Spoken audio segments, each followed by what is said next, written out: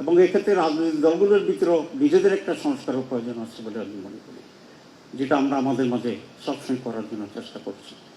এখন খুবই গুরুত্বপূর্ণ দুটো বিষয়কে সামনে রেখে সরকার একটি জাতি গঠনের দিকে উদ্যোগ নিতে হবে, যেটি আমাদের সবচেয়ে বড় ক্রাইসিস। আমাদের বড় ক্রাইসিস হচ্ছে অনেস্টি, আমাদের বড় ক্রাইসিস হচ্ছে মোরালিটি, আমাদের বড় ক্রাইসিস হচ্ছে sense of accountability and accountability.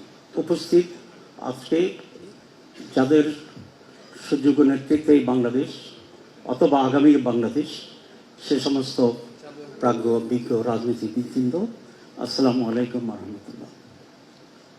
আজকের প্রোগ্রামটি তো বক্তৃতার নয়, সেটা তো বারবার দৃষ্টি আকর্ষণ করা হচ্ছে, এবং সংস্কারের যে সমস্ত উপাদান আছে সেগুলি নিয়ে আমি আলোচনা করতে চাই।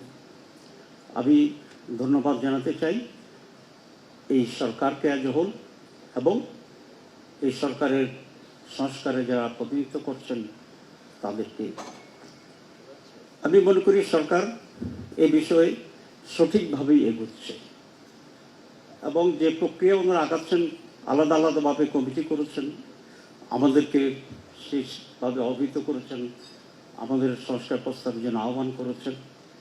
প্রত্যেকটি সংস্কার কমিশনের পরে আবার একটা শর্ট কমিটি করেছেন সেগুলোকে সিনক্রোনাইজ করার জন্যে।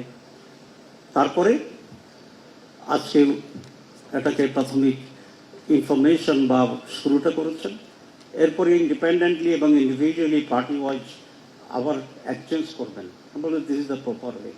এরপরে আবার যত একটা প্রোগ্রাম এখানে হতে পারে এবং আমরা ঐক্যমত্যে পৌঁছব। আমরা এটা মনে করি যে 71 সাল থেকে 24শে অগাস্ট পর্যন্ত বাংলাদেশে নানা সরকার শাসন করেছে, ক্ষমতার পরিবর্তন হয়েছে, নানা ঘটনা এবং অঘটন ঘটেছে, কিন্তু আমাদের মৌলিক কোনো পরিবর্তন, গুণগত পরিবর্তন খুব কমই হয়েছে। 5 অগাস্টে যেহেতু একটি মহা অর্জন আমাদের হয়েছে সকলের সম্মিলিতভাবেই, এটিকে একটি আপগ্রেডেশন হিসাবে, কোয়ালিটেটিভ আপগ্রেডেশন হিসাবে গ্রহণ করে আমরা যদি পজিটিভ পরিবর্তনের দিকে সকলের ঐক্যমত্যের ভিত্তিতে অগ্রসর হতে পারি, তাহলে বাংলাদেশ কিছুটা লাভবান হবে। না হলে বিগত 54 বছরের মতো এরকম অনেক চুয়ান্ন আমাদের কাছ থেকে চলে যাবে। আমি সেই কারণে সংস্কারের যে উদ্যোগটা নিয়েছে এটাকে অত্যন্ত প্রয়োজনীয় মনে করি।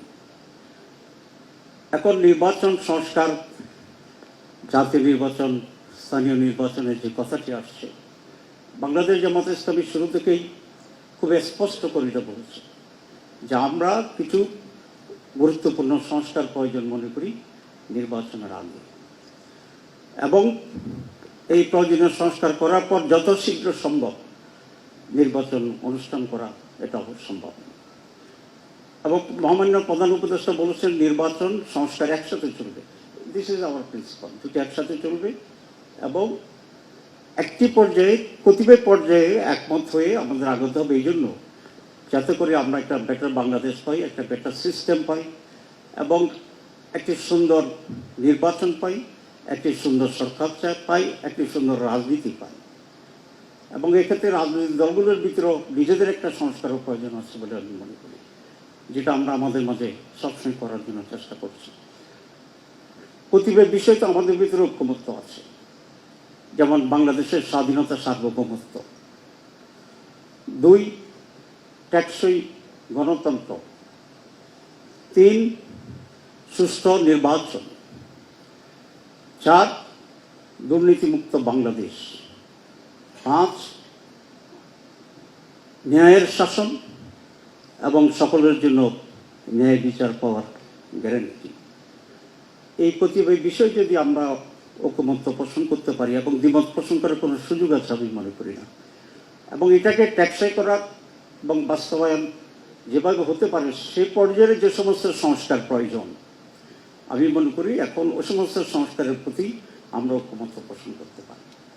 আর বাকি টোটাল যে সমস্ত সংস্কার আছে, ইটস এ কন্টিনিউয়াস প্রসেস এবং ইট মে টেক টাইম। নির্বাচিত সরকার এটাকে যদি নিয়ত সহি থাকে, আমরা যদি সিনসিয়ার হই, তাহলে we can carry on that. এখন খুবই গুরুত্বপূর্ণ দুটো বিষয়কে সামনে রেখে সরকার একটি জাতি গঠনের দিকে উদ্যোগ নিতে হবে, যেটি আমাদের সবচেয়ে বড় ক্রাইসিস। আমাদের বড় ক্রাইসিস হচ্ছে অনেস্টি, আমাদের বড় ক্রাইসিস হচ্ছে মোরালিটি, আমাদের বড় ক্রাইসিস হচ্ছে sense of accountability and accountability. সুতরাং একটি জাতি একটি কালচারের ভিতরে, রাজনীতি, অর্থনীতি, সামাজিক সব কালচারের ভিতরে এ সমস্ত বেসিক ভার্চুসগুলো যাতে কীভাবে আমরা আনতে পারি, এটি সকল রাজনৈতিক দলের দায়িত্ব এবং যারা যখন সরকার থাকে তাদের দায়িত্ব।